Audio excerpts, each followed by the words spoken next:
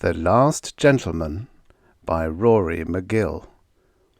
Originally published in If Worlds of Science Fiction, January 1953. Narrated by Tom Trussel. The explosion brought Jim Peters upright in bed. He sat there, leaning back on the heels of his hands, blinking stupidly at the wall. His vision cleared, and he looked down at Myra, just stirring beside him. Myra opened her eyes. Jim said, "Did you feel that?" Myra yawned. "I thought I was dreaming. It was an explosion or something, wasn't it?" Jim's lips set grimly.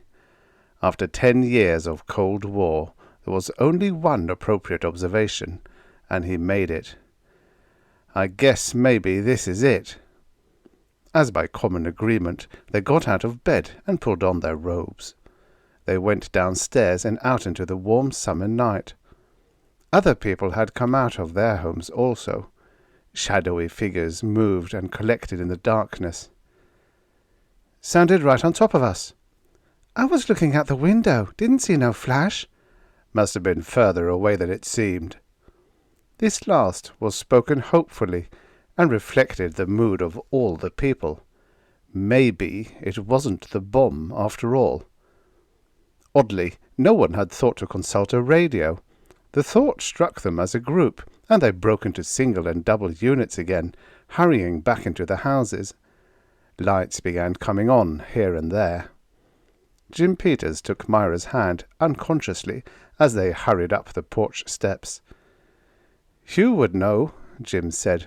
"I kind of wish Hugh was here." Myra laughed lightly, a calculated laugh meant to disguise the gravity of this terrible thing. "That's not very patriotic, Jim. If that was the bomb, Hugh will be kept busy making other bombs to send back to them." "But he'd know. I'll bet he could tell just by the sound of it." Jim smiled quietly in the darkness, proudly. It wasn't everybody who had a genius for a brother. A nuclear scientist didn't happen in every family. Hugh was somebody to be proud of. They turned on the radio and sat huddled in front of it. The tubes warmed with maddening slowness. Then there came the deliberately impersonal voice of the announcer. "On the strength of reports now in, it appears the enemy bungled badly. Instead of crippling the nation, they succeeded only in alerting it. The bombs, at this time there appear to have been 5 of them dropped, formed a straight north-south line across western United States. 1 detonated close to the Idaho-Utah line. The other 4 were placed at almost equidistant points to the south, the 5th bomb, according to first reports, exploding in a Mexican desert. We have been informed that Calais, Utah, a town of 900 persons, has been completely annihilated. For further reports, keep tuned to this station." A dance band cut in. Jim got up from his chair. "They certainly did bungle," he said. "Imagine wasting 4 atom bombs like that." Myra got up also. "Would you like some coffee?" "That'd be a good idea. I don't feel like going back to bed. I want to listen for more reports." But there were no more reports. An hour passed, another and another. Jim spun the dials and got either silence or the cheerful blatherings of some inane disc jockey who prattled on as though nothing had happened. Finally Jim snapped the set off. "Censorship," he said. "Now we're going to see what it's really like." In the morning they gathered again in groups, the villagers in this little community of 500, and discussed the shape of things to come as they visualized them. "It'll take a little time to get into action," old Sam Bennett said. "Even expecting it, and with how fast things move these days, it'll take time. If they invade us, come down from the north, you think the government will let us know they're coming? You can't tell. Censorship is a funny thing. In the last war, we knew more about what was going on in Europe than the people that lived there. At that moment, old Mrs. Kendall fainted dead away and had to be carried home. 3 men carried her, and Tom Edwards was one of them. "Kind of heavy, ain't she?" Tom said. "I never thought Mary weighed much more than 100. That night the village shook. In his home, Jim staggered against the wall. Myra fell to the floor. There were 2 tremors, the second worse than the first. Then things steadied away, and he helped Myra to her feet. "But there wasn't any noise," Myra whispered. The whisper was loud in the silence. "That was an earthquake," Jim said. "Nothing to worry about. Might be one of the bomb's after effects." The quake did no great damage in the village, but it possibly contributed to old Mrs. Kendall's death. She passed on an hour later. "Poor old lady," a neighbour told Myra. "She was plain weary. That was what she said just before she closed her eyes. 'Hazel,' she said, 'I'm just plumb tuckered.'" The neighbour wiped her face with her apron and turned toward home. "I think I'll lie down for a spell. I'm tuckered myself. Can't take things like I used to." Now it was a week after the earthquake, 2 weeks after the falling of the bombs, and the town went on living. But it was strange, very strange. Art Cordell voiced the general opinion when he said, "You know, we've waited a long time for the thing to happen. We kind of visualized, maybe, how it'd be, but I didn't figure it'd be anything like this." "Maybe there isn't any war," Jim said. "Washington hasn't said so." "Censorship!" "But isn't that carrying censorship a little too far? The people ought to be told whether or not they're at war." But the people didn't seem to care. A deadening lethargy had settled over them, a lethargy they felt and questioned in their own minds, but didn't talk about much. Talking itself seemed to have become an effort. This continued weariness, this dragging of one foot after another, was evidently the result of radiation from the bombs. What other place could it come from? The radiation got blamed for just about everything untoward that happened. It caused Jenkins's apples to fall before they were half ripe. Something about it bent the young wheat to the ground, where it mildewed and rotted. Some even blamed the radiation for the premature birth of Jane Elman's baby, even though such things had happened before even gunpowder was invented. But it certainly was a strange war. Nothing came over the radio at all. Nobody seemed to care, really. Probably because they were just plain too tired. Jim Peters dragged himself to and from work in sort of a daze. Myra got her housework done, but it was a greater effort every day. All she could think of was the times she could drop on the lounge for a rest. She didn't care much whether a war was going on or not. People had quit waiting for them to come down from the north. They knew that the places where the bombs had fallen were guarded like Fort Knox. Nobody got in or out.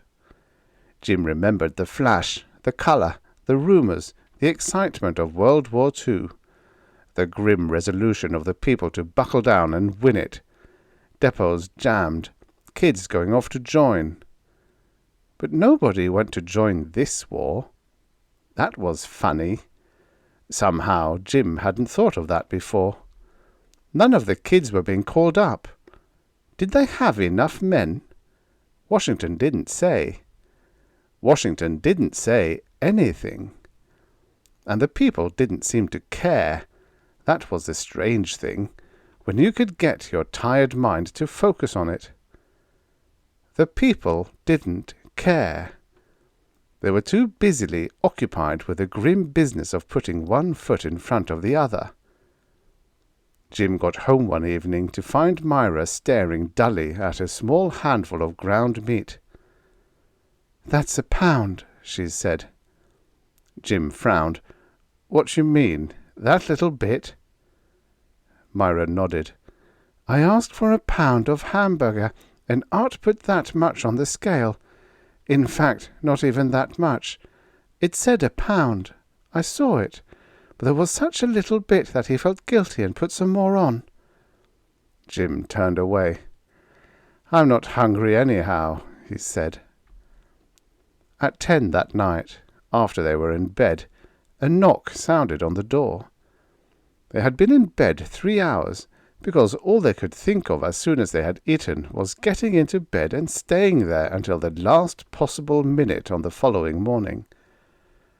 But the knock came, and Jim went down. He called back upstairs with more life than he'd shown in a long time. "Myra, come down. It's Hugh. Hugh's come to see us." And Myra came down quickly, something she hadn't done for a long time either. Hugh seemed weary and drawn, but his smile was the same. Hugh hadn't changed a great deal from the gangling kid who never studied mathematics in school, but always had the answers. It came natural to him. During the coffee that Myra made, Hugh said, "Had quite a time getting here. Trains disrupted. All airlines grounded. But I wanted to see you again before." "Then there is a war," Jim said. "We've been kind of wondering out here. With the censorship, we don't get any news, and the people hereabouts have almost forgotten the bombs, I guess." Hugh stared into his coffee cup for a long time. "No, there isn't any war." Hugh grinned wryly. "I don't think anybody in the world has got enough energy left to fight one." "There was one, then? One that's over?" Jim felt suddenly like a fool, sitting here in a world that might have gone through a wall stretching from pole to pole, and asking if it had happened as though he lived on Mars somewhere, out of touch. But that's the way it was. "No, there wasn't any war." "You mean our government shot off those bombs themselves? You know, I thought it was funny, landing out in the desert that way like they did. Old Joe would have hit for Chicago or Detroit or New York. It was silly to say bombs dropped on the desert came from an enemy." "No, the government didn't fire them." Myra set her cup down. "Jim, stop asking Hugh so many questions. He's tired. He's come a long way. The questions can wait." "Yes, I guess they can. We'll show you where your room is, Hugh." As she opened the window of the spare bedroom, Myra stood for a moment looking out. "Moon's certainly pretty tonight. So big and yellow. Wish I wasn't too tired to enjoy it." They went to bed then, in the quiet home under the big yellow moon over the quiet town. A moon over a quiet country, over a weary, waiting world. Jim didn't go to work the next day. He hadn't planned to stay away from work, but he and Myra awoke very late, and it was then that he made up his mind. For a long time they lay in bed.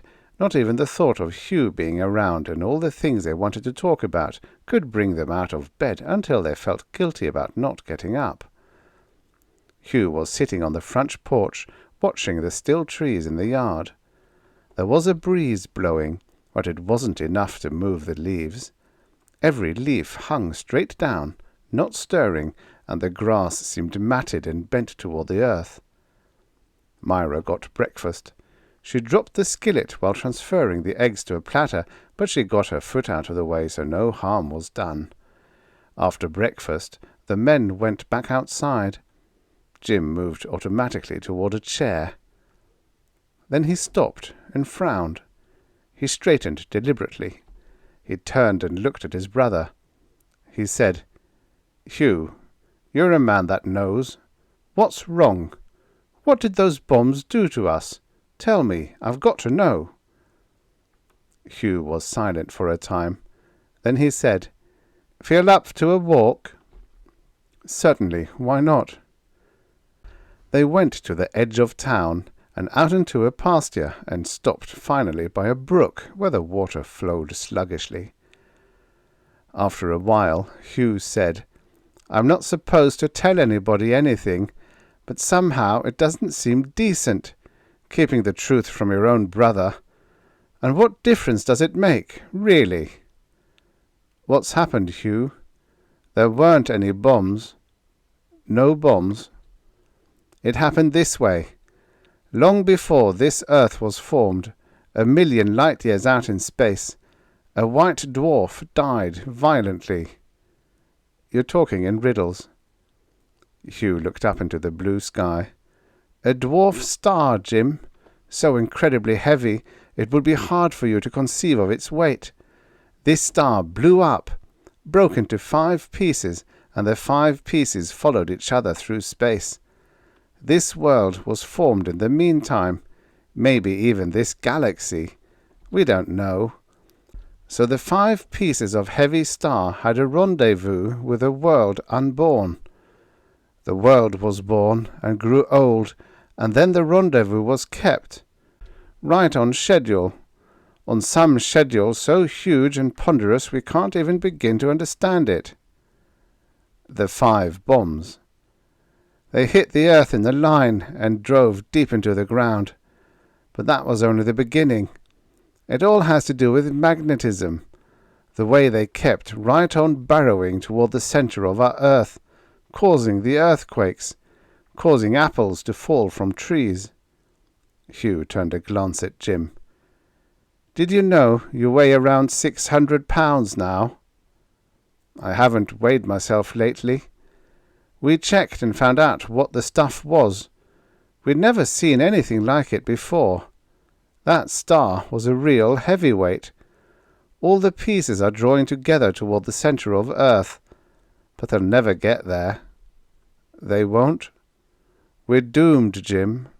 Earth is doomed. That's the why of this censorship. We didn't want panics, mass suicide, in a world gone mad. How's it going to come? If allowed to run its course, the world would come to a complete standstill. Nothing would grow. People would move slower and slower until they finally fell in their tracks and could not get up. Eternal night on one side of a dead planet, eternal day on the other. But it's not going to happen? Hugh's mind went off on another track. You know, Jim, I've never been a religious man. In fact, I've only had one concept of God. I believe that God, above all, is a gentleman. Jim said nothing, and after a moment Hugh went on. Do you know what they do when they execute a man by firing squad? What do they do? After the squad fires its volley, the captain steps up to the fallen man and puts a bullet through his brain. The man is executed for a reason, but the bullet is the act of mercy, the act of a gentleman. We are being executed for a reason we can't understand, and the bullet has already been fired, Jim. Another 10 hours, 11 hours. What bullet? Look up there. See it? The moon. Jim looked dully into the sky. It's bigger. Way bigger. Hurtling in toward us at ever-increasing speed. When it hits... Jim looked at his brother with complete understanding at last. When it hits, we won't be here any more. That's right. A quick, easy death for the world, from the bullet fired by the last gentleman. They turned back toward the house. Shall I tell Myra? Jim asked. What do you think you should do? No, we won't tell her. We've got 10 hours. Yes, we've got 10 hours. Let's go home and have some coffee. The end. Subscribe for your daily stories of futures past. You know, many of these stories were written in a time where 50 years ago was in the future.